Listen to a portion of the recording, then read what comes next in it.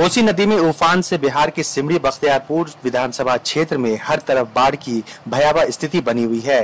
गांव के गांव डूब गए हैं, फसलें तबाह हो गई हैं और शासन प्रशासन है कि अभी तक समीक्षा और सर्वे का खेल खेल रहा है। बाढ़ प्रभावित क्षेत्रों का दौरा करने के बाद सिमरी बख्तियारपुर से विधायक जफर आलम ने जो स्थिति बयान की है वो रोंगटे खड़े कर देने वाली है। राजद नेता जफर आलम ने बताया, स्थिति बहुत बदतर है, बद से बदतर है। एक नाव भी नहीं है जिसके सहारे कोई अपना कुछ काम कर सके, इलाज कराने को जा सकें, हटिया बाजार करके सौदा कर सकें, मवेशी का चारा ला सकें। ये लोग को तो एक टोले से एक मोहल्ले से दूसरे मोहल्ला जाने में भी नाव की आवश्यकता है। हमने मैसी क्षेत्र, सलखवा क्षेत्र, बख्तियारपुर क्षेत्र का दौरा किया। कोसी बांध के भीतर जो स्थिति है लोगों की वो नरकीय है। ऐसी स्थिति तो हमने देखा ही नहीं कभी, और सरकार की ओर से कोई व्यवस्था नहीं है। पूरा लाल फीता शाही है, न नाव है, पॉलीथीन भी नहीं मिल रहा है। अभी आपके सामने लोगों ने शिकायत किया, पूरा घर डूब गया, मोहरवा मुसहरी में डूब गया, उरेली भेलवा मुसहरी डूब गया, रामटोला डूब गया, और उसके घर में पानी पीने के लिए चापाकल तक डूब गया। और सरकार इसके ऊपर कोई ध्यान नहीं दे रही है, न कोई पदाधिकारी उधर जा भी रहा है। स्थिति यह है कि जो गेहूं की फसल बर्बाद हो गई, मकई की बर्बाद हो गई, मूंग बर्बाद हो गई, धान लोगों ने कर्ज लेकर के 7,000-8,000 रुपये प्रति बीघा लगाया था, धान की फसल डूब करके 100% बर्बाद हो गई। 2-3 पंचायत में कुछ बचा हुआ है। इस 43 पंचायत में मेरी समझ से 40 पंचायत इफेक्टेड। जफर आलम ने कहा कि आपदा की स्थिति में शासन प्रशासन का काम प्रभावितों की मदद करना होता है। स्थिति की जल्दी से समीक्षा कर पीड़ितों और प्रभावितों की मदद करने की जरूरत है, लेकिन प्रशासन के लोग अपने कमरे से निकलने के लिए तैयार नहीं है। जफर आलम ने कहा, करता मुआयना करेगा तो अंदाजा लगेगा किस स्थिति में है। था नहीं है, और न इस संबंध में कोई बैठक बुला करके कहीं इसकी कोई समीक्षा की जाए, इसका क्या उपाय हो सकता है। कोई पदाधिकारी अपना चैम्बर से बाहर निकलना नहीं चाहते हैं। बहुत होता है तो बांध का मुआयना करके और समझते हैं कि हमारी ड्यूटी खत्म हो गई, खाना पूरी हो गया। ये स्थिति बनी हुई है। सिमरी बख्तियारपुर से विधायक जफर आलम ने कहा कि सरकार की गलत नीतियों के कारण जनता परेशान है। सरकार की किस नीति की बात कर रहे हैं जफर आलम, आइए जानते हैं। डायरेक्ट सरकार को जिम्मेदार मांगते हैं, नीतीश जी को जिम्मेदार मानते हैं। इसको तो राष्ट्रीय आपदा घोषित होना चाहिए। सरकार की गलत नीति के कारण लोगों ने नाव रखना छोड़ दिया। कई साल से नाविका और नाव के मल्लाह का भुगतान नहीं हुआ, तो लोगों ने नाव रखना छोड़ दिया।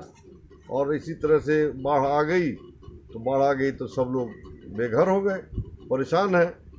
किस तरह से अपना जान बचाएंगे, इसके लिए इन लोगों के लाले पड़े हुए हैं।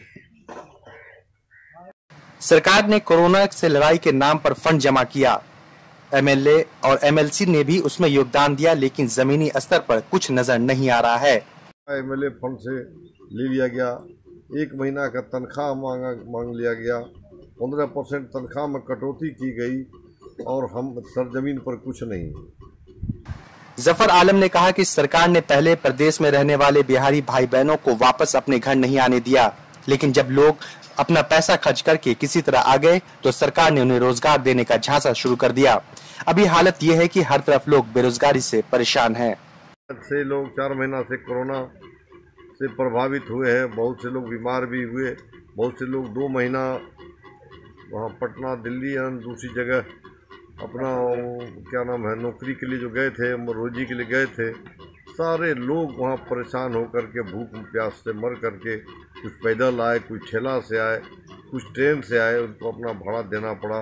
वो भी तब संभव हुआ जब तेजस्वी जी ने 2000 बस देने का बात किया, 50 ट्रेन का भाड़ा देने की बात किया, तब नीतीश जी की और मोदी जी की आंख खुली। तब उन्होंने कहा कि हाँ, बिहार के मजदूरों को, प्रवासी मजदूर को बुलाना चाहिए, लेकिन सबको अपना किराया दे के आना पड़ा। सरकार ने किसी को कोई किराया तक नहीं दिया। मनरेगा का काम भी नहीं चलेगा। मनरेगा में 55% राशि ये साहब लोग ले लेते हैं, 45% में 25% ठेकेदार भी लेगा, 20% मजदूर में ये लोग कहाँ कहाँ काम करेंगे, क्या करेंगे, क्या काम होगा और क्या मजदूर को मिलेगा। राजद विधायक ने सरकार से बाढ़ प्रभावित क्षेत्र के लोगों को अगले साल अप्रैल तक के राशन देने के साथ ही किसानों को अनुदानित दर पर खाद, बीज और कीटनाशक दवा मुहैया कराने की मांग की है। सिमरी बख्तियारपुर से विधायक जफर आलम ने कहा कि अगर बाढ़ पीड़ितों को जल्दी से जल्दी मदद करने के लिए कदम नहीं उठाए गए तो स्थिति और भी भयानक हो जाएगी। हमने लिखित भी, टेलीफोनिक बात भी जिला पदाधिकारी से किया, प्रभारी मंत्री से बात किया। मैंने उनको आग्रह किया कि एक बार यहाँ आइए, स्थिति का जायजा लीजिए और मीटिंग बुलाइए, इसका क्या उपाय होगा, क्या समाधान होगा। अगले अप्रैल माह तक किसानों के समक्ष खाने के लिए कुछ भी नहीं है, कोई फसल नहीं होने वाली है।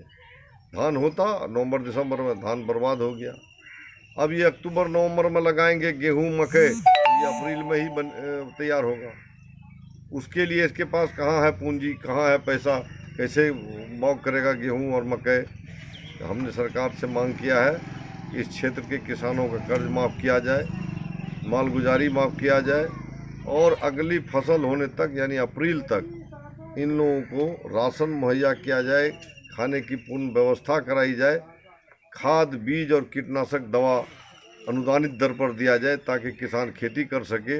और न इसकी ये तो 20 साल पीछे चले गए, इनका कोई देखने वाला नहीं है।